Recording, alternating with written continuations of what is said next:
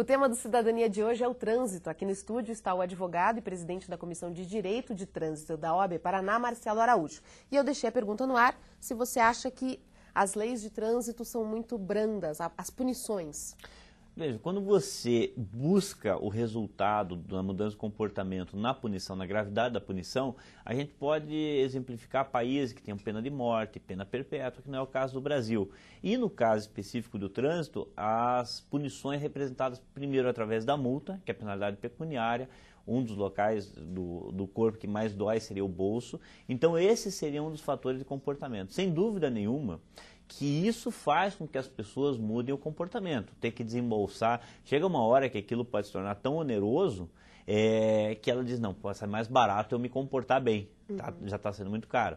Quando ela faz a avaliação, peraí, eu preciso ir no banco realizar um serviço, alguma coisa assim, tenho urgência, assumo a possibilidade de pagar uma multa, em favor daquele negócio, daquela minha urgência. Então, ela contraria os princípios da finalidade dessa pena no momento que ela tarifa o cometimento daquilo. Exemplo, alguém invadiu a minha casa, minha família, me roubou. Eu me disponho a pagar tantos anos de cadeia, mas eu vou fazer a justiça com as próprias mãos. É no momento que o criminoso, ele diz, já que eu não vou confiar no Estado, eu assumo o preço de cometer aquela minha reação, fazer a justiça com as próprias mãos, em troca da pena que eu possa vir a pagar. Então, quando a criança é educada no comportamento do trânsito, ela não quer saber se o valor da multa de sinal vermelho é R$190 ou 7 pontos. Diz, não pode passar. É a velha resposta que você dá para a criança. Mas por quê? Por que não? Porque não é não. Mas por que eu não devo, culturas da Europa principalmente, por que eu não posso pegar aquilo que não é meu? Não pode porque não pode. Mas se uma pessoa causa um acidente que resulta em morte, essa pessoa não deveria ser presa? A gente já viu matérias de que as pessoas acabam não indo para a cadeia por causa dos crimes de trânsito. Se isso acontecesse, se elas fossem presas por crimes de trânsito, será que as pessoas não se conscientizariam, mas se segurariam, teriam mais cuidado? Aí a gente entra numa discussão muito grande, porque a pessoa que venha a ser condenada, ela fatalmente retornará à convivência social. Então, o estabelecimento prisional, ele logicamente tem uma finalidade de segregar. Uma das finalidades seria ressocializar a pessoa. Essa pessoa tradicional, criminoso do trânsito, ela em princípio é uma pessoa socializada, é a pessoa que sabe se comportar num restaurante, come com talher, etc. Ou seja, tem um convívio social, tem uma condição social razoável e tem um problema na relação do trânsito. Então fica uma pergunta muito até em favor da sociedade. Eu quero que essa pessoa conviva num espaço em que ela pode piorar e fatalmente, como eu não tenho pena perpétua nem pena de morte, ela retornará para a sociedade. Será que melhorada ou piorada? Para alguns pode melhorar, dependendo da situação. A gente já viu casos, né? Ouviu falar de casos que a pessoa realmente, não quero mais entrar numa situação como essa. Parece que a punição grande nesse caso e o fato de não ser recolhida em estabelecimento prisional entra mais numa questão processual, até pela pena prevista, e hoje você tem um privilégio muito grande naquelas penas, naqueles crimes que você não necessariamente encaminhe para o estabelecimento prisional, até mesmo uma condenação de até 4 anos, de você ter penas alternativas, onde talvez, num caso de trânsito, um trabalho, por exemplo, num hospital ou num atendimento a pacientes, possa dar um impacto maior da pessoa perceber aquilo, sentir aquilo que ela se enquadrou. E ainda, lembrando a parte administrativa das multas, a gente não pode esquecer que elas deixaram de ter a correção monetária desde outubro do ano 2000, quando foi extinta o FIR. Então nós já estamos em 2011, daqui a pouco, outubro de 2011, serão 11 anos sem correção monetária. Então a defasagem que houve, usando talvez o INPC como referencial, eu diria que pelo menos 100% de defasagem. Uma multa de estacionamento hoje, que seria em torno de R$53, ela fatalmente passaria dos R$100 se tivesse sido atualizada. Dói menos no bolso, então logicamente, a pessoa se arrisca que a parte mais. pecuniária, ela decai um pouco. O fato de perder o direito de dirigir, que daí independe de ser rico ou pobre ou do valor pecuniário, também é um fator que hoje se mostra presente, que muitas pessoas, no Paraná eu creio que em torno de 70 mil pessoas estão em situação irregular, da sua carteira, teriam que se submeter também a algo que é desagradável, ao curso de reciclagem, e você ter o direito de dirigir restrito. Então, são fatores, né, que logicamente, tendem a fazer com que a pessoa pense, mas depois que ela acabou tendo essa situação na sua vida. E vamos falar então agora dessa confusão no trânsito, né? Que não dá muito congestionamento, principalmente aqui em Curitiba, o número de carros por habitante, a gente já falou, é muito grande. Qual é a solução? É melhorar o transporte coletivo? É colocar a bicicleta, como tem se falado tanto? O fracionamento dos horários, comércio, escola, shopping center, outros tipos de comércio, parece que ele já se esgotou. Começa às 7 horas com as escolas, depois às 8 com um tipo de comércio, depois às 9, depois às 10 shopping center, 11 horas também, e a mesma coisa no horário de retorno. Isso parece que já fracionou o que deu. Curitiba é uma cidade que permite caminhos alternativos sem que você tenha que cortar regiões centrais. Isso também parece que já está atingindo certos limites. Curitiba é uma cidade que permite que a tua vida se concentre no bairro que você mora, tendo os serviços públicos descentralizados, escola, trabalho, casa, numa mesma região, quando a pessoa torna possível que isso aconteça. Porque às vezes ela pode morar num lugar e ter que cortar toda a cidade e às vezes até a região metropolitana. Então faz com que ela tenha que se deslocar muito.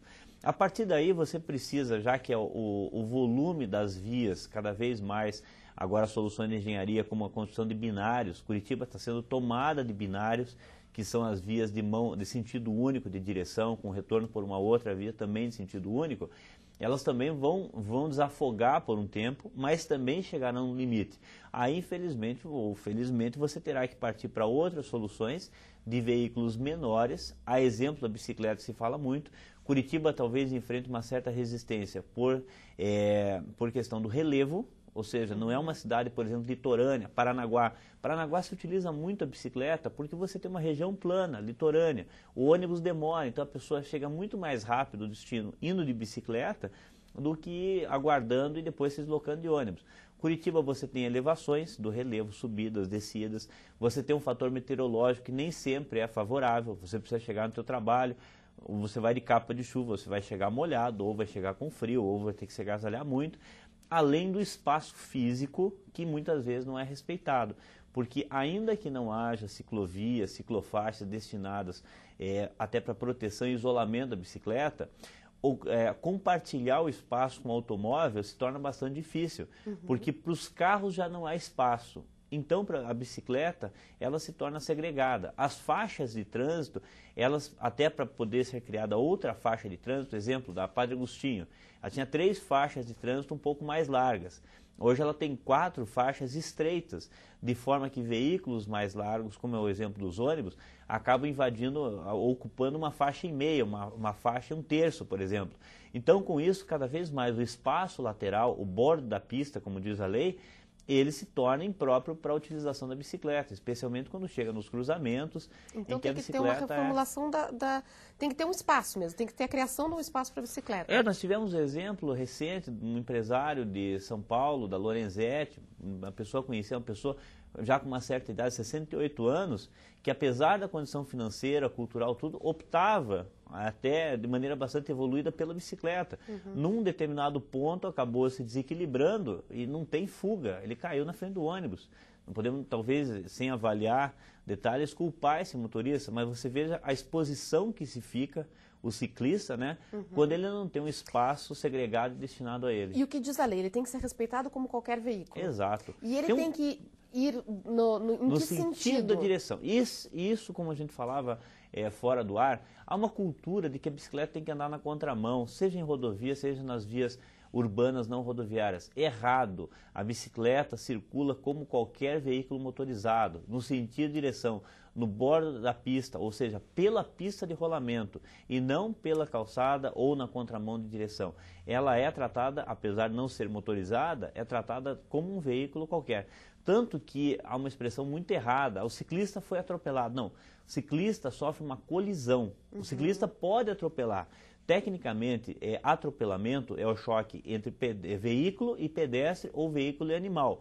Na bicicleta, quando conduzindo a bicicleta, montado na bicicleta, e o ciclista se torna um condutor de veículo, o choque entre um veículo motorizado e uma bicicleta é qualificado como colisão. Então, em Curitiba ou no Paraná, doravante, vão se encerrar, vão acabar os atropelamentos de ciclistas, porque haverá colisões entre automóveis e bicicleta. Esse é o termo correto. Só para a gente terminar, você acha que carona solidária em Curitiba é uma alternativa que daria certo? Ou pela característica do curitibano mesmo? A pessoa que opta pelo transporte individual, ela naturalmente ela já quer aquele espaço do veículo de forma um pouco mais íntima, para suas coisas, para o seu... para a sua individualidade, não quer depender dos outros. Então você já vê na Europa, e essa é uma ideia que já está sendo lançada até algumas empresas de fora do Paraná, um sistema como se fosse, vamos dizer, um Twitter, para que as pessoas cadastradas, interessadas em determinado deslocamento, elas digam, olha, eu estou indo para tal lugar, você também está indo para lá? E mesmo sendo pessoas desconhecidas, elas tenham esse transporte solidário compartilhado através de um gestor. Esse gestor teria o cadastro das pessoas interessadas. Eu preciso ir, se fosse aqui em Curitiba, do bairro Auer até o centro. Quem está indo para lá daqui quanto tempo? Então, isso já está sendo pensado. Na Europa já existe isso. E o curitibano talvez venha a sofrer resistência, muitas vezes enfrenta preconceito. São várias situações que podem ser enfrentadas nessa relação de solidariedade, porque daí você tem com pessoas conhecidas e com pessoas desconhecidas. Com pessoas conhecidas, talvez isso vingasse. E daí também vem a discussão da contrapartida. O que essa pessoa que estaria sendo transportada iria compartilhar? Será que pagar parte desse gasolina, etc.? E se eu entrar nesse mérito, eu posso caracterizar o transporte remunerado, que nesse caso não é título gratuito. Aí o veículo teria que se submeter a uma autorização do poder concedente, como se um táxi fosse, teria que ter placa vermelha, que é aquela que indica transporte remunerado, né?